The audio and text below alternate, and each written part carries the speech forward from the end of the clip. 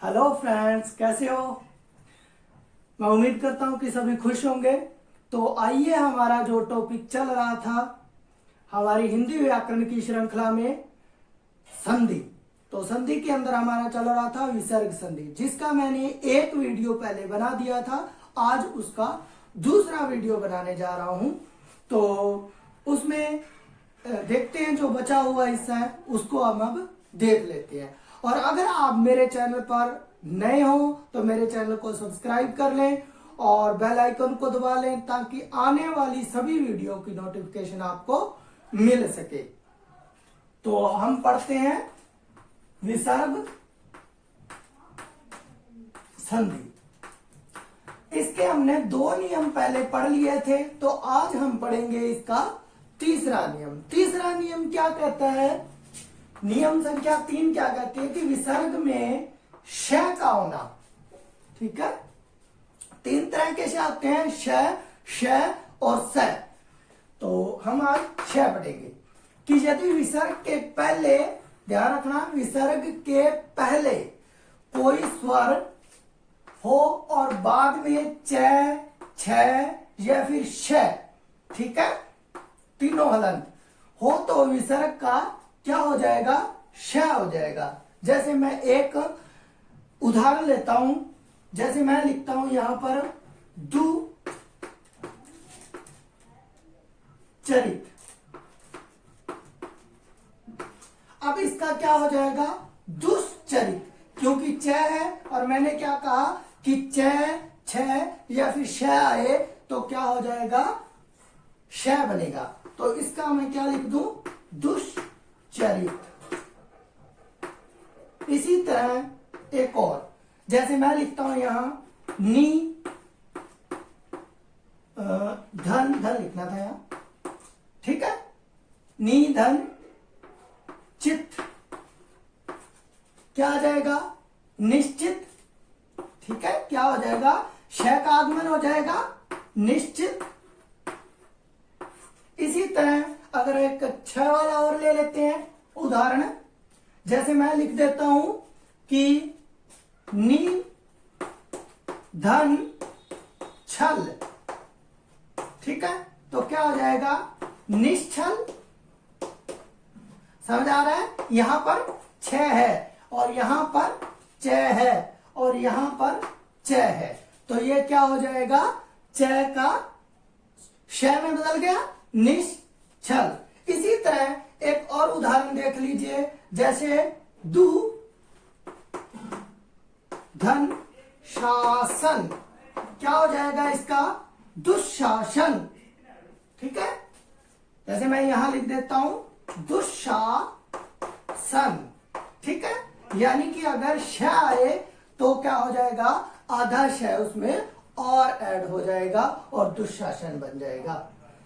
ठीक है, इसके बहुत सारे और उदाहरण आपको मिल जाएंगे जो आप कर सकते हो, जिससे कि आपको ज्यादा से ज्यादा इसका अभ्यास करोगे तो आपको ये अच्छे से आ जाएंगे। अब देखिए नियम नंबर 4, यानी इसका जो चौथा रूल है वो हमें क्या कहता है कि यदि विसर्ग का श, ठीक है, होना, क्या कहता है कि विसर्ग के पहले, ठीक है, ई उ य, बाद में क ख ट ठ प फ, इन 6 में से, यानी पहला दूसरा, इन या तो क ख हो या फिर ट ठ हो और या फिर च छ हो, इसमें 2 उसने नहीं दिए, एक तो च और छ, क्योंकि यहां पर उसने च और छ को पहले दे दिया है, और दूसरा नहीं दिया उसने त और थ, वो हम आगे देखेंगे।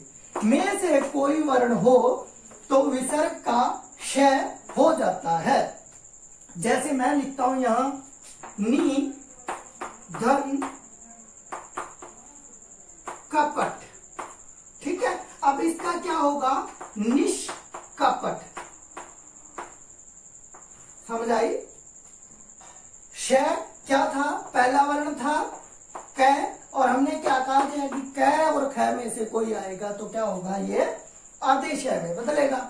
ठीक है, इसी तरह दूसरा उदाहरण देखिए, नी धन थुर, निष्ठुर। समझ आ रही है मेरी बात? ठीक है, यानी यहां पर भी क्या है, दूसरा ट और ठ दूसरा वर्ण है, इसलिए ये क्या हुआ, निष्ठुर। अब एक उदाहरण और देख लीजिए, तीसरा, जैसे मैं लिखता हूं यहां नि धन प्राण, क्या हो जाएगा, निष्प्राण। क्या हो जाएगा, निष्प्राण। ठीक है, और इसमें क्या हुआ, पै आ गया। ठीक है, तो अब देखिए एक उदाहरण और देख लीजिए, जैसे मैं लिखता हूं धनु धन टंकार। ठीक है, तो अब क्या होगा, धनुष आधा टंकार। ठीक है, धनुष टंकार ये हो जाएगा। तो इसके आपको बुक्स में और भी बहुत सारे उदाहरण मिल जाएंगे, जिस भी बुक में आपको जितने भी उदाहरण मिले उनको आप करना, ताकि इसको आप अच्छे से समझ पाओ। नियम यही रहेंगे, रूल यही रहेंगे, शब्द बदलते जाएंगे, और शब्द चाहे जितने भी हम बदलते रहें, आपको यदि नियम पता होगा तो दोस्तों मेरी बात ध्यान रखना कि आपको चाहे शब्द जहां से मर्जी पूछे, यदि आप नियम का आपको पता है तो आप कभी भी जिंदगी में संधि तो गलत नहीं करोगे, इतना तो मैं कह सकता हूं। तो अब इसके नियम नंबर 5 और 6 करते हैं, मैं इसको रब कर देता हूं।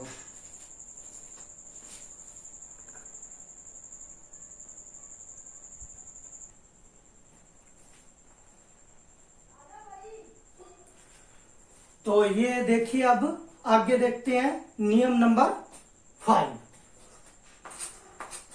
पांचवा नियम हमारा क्या कहता है कि यदि विसर्ग का स होना, ठीक है, हमने पहले 2 पढ़ लिए हैं, ये तीसरा है कि विसर्ग का स होना।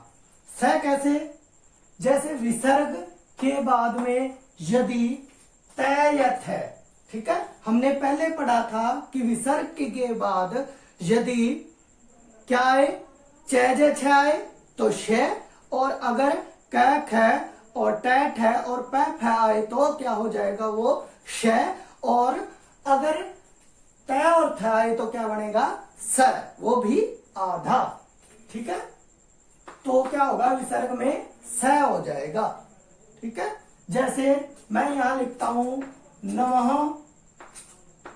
धन कार, क्या हो जाएगा, नमस्कार। क्या हो जाएगा इसका, नमस्कार। ठीक है, इसी तरह भ धन कर, क्या हो जाएगा, भास्कर। आधा से आ रहा है ना। ठीक है, इसी तरह एक और नियम देख लीजिए, जैसे मैं लिखता हूं पूर्व धनकार, क्या हो जाएगा, पुरस्कार। ठीक है, पुरस्कार हो गया। इसी तरह नि धन संताप, क्या हो जाएगा, निसंताप। और भी बहुत सारे उदाहरण है जो आप ले सकते हो, जैसे निस्तेज हो गया, निष्कार हो गया। ठीक है, और बहुत सारे उदाहरण है जो आप पढ़ सकते हो। इसी तरह आप देखते हैं हम नियम नंबर 6। इसमें क्या है, ये हमारा है नियम नंबर 6 जो है वो हमारा अंतिम है। ठीक है, अंतिम नियम है। तो इसमें क्या होता है, इसमें कोई भी विसर्ग जो है वो परिवर्तित होता ही नहीं है, इसमें कोई परिवर्तन नहीं होता है, जैसा है वैसा ही रहता है। ठीक है, क्या कहता है कि विसर्ग में कोई परिवर्तन न होना, जैसा है विसर्ग वैसा ही रहेगा। ठीक है, यदि विसर्ग के पहले ए, इस बात को आप ध्यान रखना, और बाद में क या फिर पै, क या पै 2 शब्द हो तो विसर्ग में कोई परिवर्तन नहीं होता है। ठीक है, जैसे हम उदाहरण लिखते हैं तो मैं लिखता हूं प्रत्यय धन काल, इसमें कोई भी परिवर्तन नहीं होगा, ये जैसा है वैसा ही रहेगा। इसको हम क्या लिख देंगे, प्रत्यय काल। ठीक है, इसी तरह एक और उदाहरण देखिए, जैसे अंतः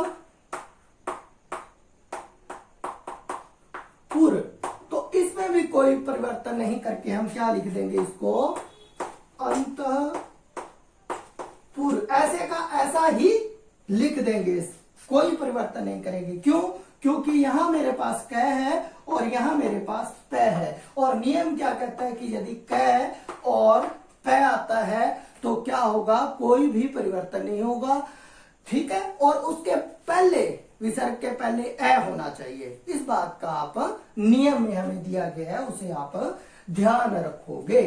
ठीक है, आगे मैं लिखता हूं अंतः धन करण, तो इसका क्या हो जाएगा, अंतः करण, इसमें भी कोई भी परिवर्तन हम नहीं करेंगे। ठीक है, एक मैं इधर लिख देता हूं अध धन पतन, तो हम क्या लिखेंगे, अध पतन, यानी इनके अंदर हम क्या कर सकते हैं, कोई भी परिवर्तन नहीं करेंगे। ठीक है, मेरी बात समझ में आई?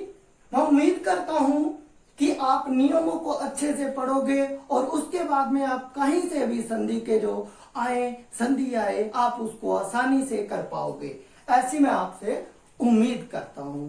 ठीक है, अगर आपको ये वीडियो अच्छी लगी हो तो वीडियो को लाइक करें, सब्सक्राइब करें और कमेंट जरूर करें, ताकि हमें इस बात का पता चलता रहे कि अगर इसके अंदर कुछ भी परिवर्तन की आवश्यकता होगी तो वो हम आपके लिए जरूर करेंगे। बाय बाय दोस्तों।